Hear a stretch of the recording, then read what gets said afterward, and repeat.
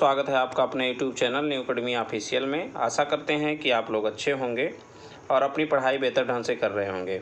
Friends, जैसा कि हमने बात किया था कि पिछले वीडियो में हम लोग हिंदी गद्यांश पढ़े थे और इसके नेक्स्ट वीडियो में हम लोग क्या पढ़ेंगे, अंग्रेजी गद्यांश को देखने वाले हैं। तो आज हम सबसे पहले देखेंगे कि अंग्रेजी गद्यांश का जो ये पैटर्न है, अर्थात समान अंग्रेजी का जो पार्ट है 5 नंबर को जो आता है, उसमें 5 नंबर में क्या क्या पूछा जाता है। उसमें 2 चीज़ें दिया है, आप देखेंगे सिलेबस में हमने जैसा डिस्कस किया है। उसमें 2 पार्ट हैं, एक जो है अंग्रेजी गद्यांश है और दूसरा व्याकरण है। तो देखते हैं कि अंग्रेजी गद्यांश कितने नंबर का आता है और व्याकरण कितने का आता है। तो हमने पेट 2021 और पेट 2022 दोनों का विश्लेषण किया तो हमने पाया कि अपठित गद्यांश से जो है पेट 2021 में 3 क्वेश्चन और जो है पेट 2022 में 2 क्वेश्चन पूछे गए। वहीं व्याकरण से 2021 में 2 क्वेश्चन कौन कौन से पूछे गए, एक सिनोनिम्स और एक एंटोनिम्स।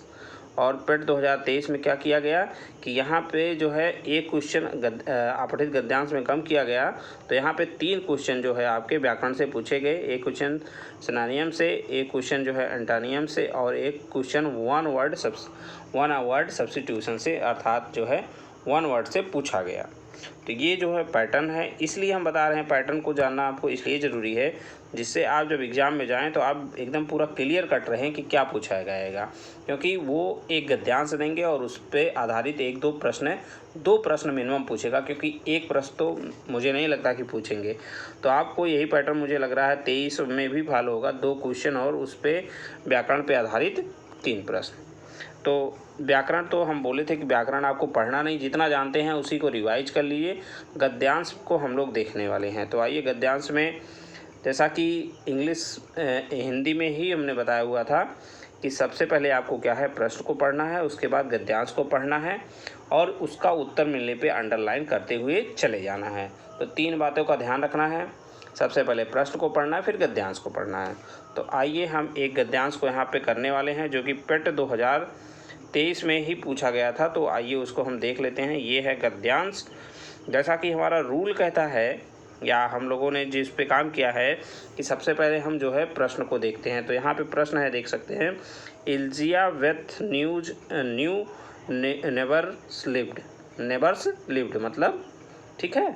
और जो है एलिज़ाबेथ वाज सफरिंग फ्रॉम, मतलब एलिज़ाबेथ एक वुमेन है, उनका जो है नेबरहुड मतलब उनका पड़ोसी कहाँ रहता है और वो किससे सफ़र कर रही हैं।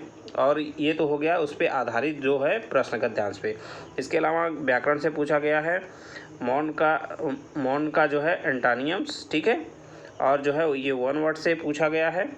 और इसके बाद सिनोनिम से पूछा गया एग्जाइल का, ठीक है। एग्जाइल का क्या पूछा गया आपका, सिनोनिम। तो आइए हम सबसे पहले जो है देख लेते हैं। आपने प्रश्न को पढ़ लिया, दोनों प्रश्न हमारे चलने लगा कि एलिज़ाबेथ के न्यू नेबर्स के बारे में पूछा है और एलिज़ाबेथ किससे सफ़र करती, ये पूछा गया है। तो अब उसके बाद जब हम पढ़ेंगे और जहाँ पाएंगे इस चीज़ को, उस चीज़ को अंडरलाइन कर लेंगे, ठीक है। देखिए, पहले आइए हम पढ़ते हैं इसको, ठीक है। पढ़िए इसको आप लोग। For the past week Elizabeth would came home from work, ठीक है। Discover that her apartment smelled like cigarette smoke. He did not know where the smell was coming from. Elizabeth did not smoke, Elizabeth smoke नहीं करती हैं। No one else had to key her apartment to smoke inside while he has at home, ठीक है। तो he was at home मतलब उनके पास किसी और के पास भी चाबी नहीं जो यहाँ पे आके स्मोक कर ले। The smell of the smoke specially bothered her because he had asthma. देखिए, अभी पूछा था कि सफरिंग फ्रॉम, तो अस्थमा हो गया। Had one day Elizabeth stay home from work because he has expecting a package, ठीक है। When he woke up that morning, the apartment smelled fine. At 1 in the afternoon, Elizabeth went into the kitchen to make a sandwich for lunch. That was when he noticed the smell of cigarette smoke. He called building superintendent. By the time he arrived at Elizabeth's apartment, Elizabeth ने जो है वहाँ के superintendent से बात की कि यहाँ पे सिगरेट की महक आ रही है, ठीक है, ऐसा बात किया। By the time he arrived at Elizabeth apartment the whole place smell like cigarette smoke, ठीक है, बहुत ज़्यादा स्मेल आ रही थी।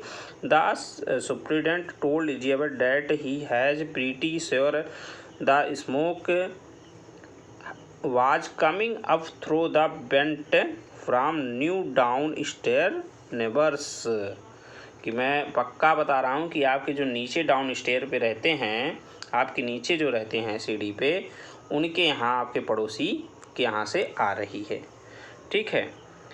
अब आगे पढ़ेंगे द न्यू, और ये क्वेश्चन देखिए पूछा गया था, अभी आपने पढ़ा था ना कि उनका नेबर्स कहाँ रहता, तो डाउन स्टेयर पे रहता था, ठीक है। तो आप देख सकते हैं ये दोनों जो प्रश्न हैं आपके उत्तर वहीं मिल गए हैं, आपको पूरा पढ़ने की ज़रूरत ही नहीं है। एलिजाबेथ न्यू नेबर्स लिव्ड, कहाँ रहते थे, तो up stair beside the house next to her down stair, ठीक है। इसके बाद Elizabeth are suffering from asthma, 2 ही प्रश्न हैं। आप बोलेंगे सर आप कैसे कह सकते हैं कि इससे 2 ही प्रश्न पूछा गया है, तो आप यहाँ पे देख लीजिए कि read the passage carefully and answer the 66 and 67, 2 ही प्रश्न पूछा गया। इसके बाद जो है उसी के साथ ये 3 प्रश्न और जोड़े गए, लेकिन उससे इसका कोई रिलेटिव नहीं है, क्योंकि रिलेशन नहीं है, क्योंकि ये 2 हैं ग्रामर से हैं। अब आइए देख लेते हैं यहाँ पे मौन का मतलब क्या होता है, दुखी होता है, तो मोटिवेट, बिलाटाइज, नन ऑफ दी जॉय, तो यहाँ पे इसका आंसर क्या हो जाएगा, जॉय मतलब खुशी होता है। फिर होता है एक 69 क्वेश्चन क्या कहता है, वो give one word substitute for the following, one who sell articles the public place, जो कि पब्लिक प्लेस में अपने सामान को बेचता है उसको क्या बोलते हैं, जगलर बोलते हैं, नहीं, जगलर तो होता है जो कि बैंक का जो लेके भाग जाता है, शॉपकीपर होता है, उसकी एक पर्टिकुलर दुकान होती है, ठीक है। एक्विटनर ये भी नहीं होता, तो क्या होता है, एक्टिनीर होता है, एक्टिनीर हो जाता है यहाँ पे। और फिर होता है गिव द सिनोनिम्स, मतलब उसका पर्यायवाची आपको बताना है उसी के समान, एग्जाइल, ठीक है, एग्जाइल एक्सपोज नहीं, प्रूफ नहीं, मिस्ट्री नहीं, क्या हो जाएगा आपका यहाँ पे हो जाएगा पनिशमेंट, ठीक है।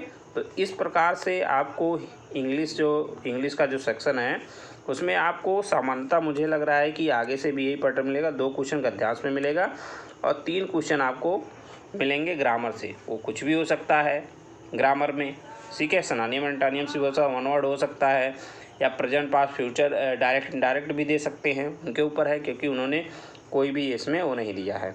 तो वही मैं कह रहा हूँ, अगर आपको जो भी ग्रामर आ रहा है सिनोनिम एंटोनिम थोड़ा देख लीजिए, वन वर्ड देख लीजिए, इसी पे काम करिए और व्याकरण को लेके बहुत परेशान नहीं होना। 2 प्रश्न आपके बन रहे हैं, आप थोड़ा देख लेंगे तो 3 प्रश्न 4 प्रश्न बन जाएंगे, वो आपके ऊपर प्रश्न पे ऊपर डिपेंड करेगा कि आपको आ रहा है कि नहीं आ रहा है, क्योंकि ग्रामर पढ़ने का समय आपके पास इतना नहीं है, क्योंकि 2-3 महीने इंग्लिश ग्रामर को चाहिए, फिर आप अच्छे से कर पाएंगे। तो इसको बहुत ज़्यादा नहीं लेना है, इंग्लिश में आप 3 प्रश्न नहीं कर पा रहे हैं बहुत है, ठीक है, बाकी और तो है ही सही करने के लिए, बाकी जिनका इंग्लिश अच्छा है वो 5 में 5 लेके आए, बहुत अच्छी बात है, ठीक है। तो ठीक है मित्रों, ये आपको बताना था, पैटर्न के बारे में आपको अवगत कराना था, क्योंकि आप पेपर में जाएं तो बहुत माइंड में क्लियर रहे कि 2 प्रश्न आपको गद्यांश से मिलेंगे, 3 प्रश्न आपको ग्रामर से मिलेंगे। ग्रामर आएगा तो हम करेंगे, नहीं आएगा तो नहीं करेंगे, ठीक है, बाकी सेक्शन हम अच्छा करेंगे, ठीक है। तो आज का वीडियो हम लोग यहीं तक रखते हैं। आपको ये वीडियो कैसा लगा और ये जो एनालिसिस करके हम ले आए आपको कैसा लगा, मतलब ठीक है, तो आप ज़रूर बताइएगा। 2000 और 21-22 दोनों का मैंने एनालिसिस कर दिया यहाँ पे।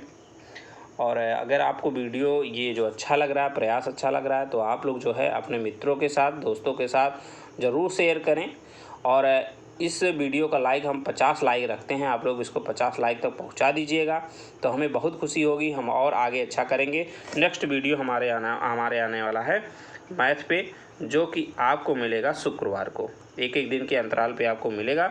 शुक्रवार को पहले हम जो है उसको करवाएंगे मैथ को, उसके बाद फिर हम जो है DI का जो दोनों पार्ट है उसको संडे को आपकी क्लास लेके अच्छे से करा देंगे, ठीक है। तो फ्रेंड्स, आज का वीडियो हम लोग यहीं तक रखते हैं, मिलते हैं एक नई वीडियो में, तब तक के लिए जय हिंद, जय भारत, वंदे मातरम।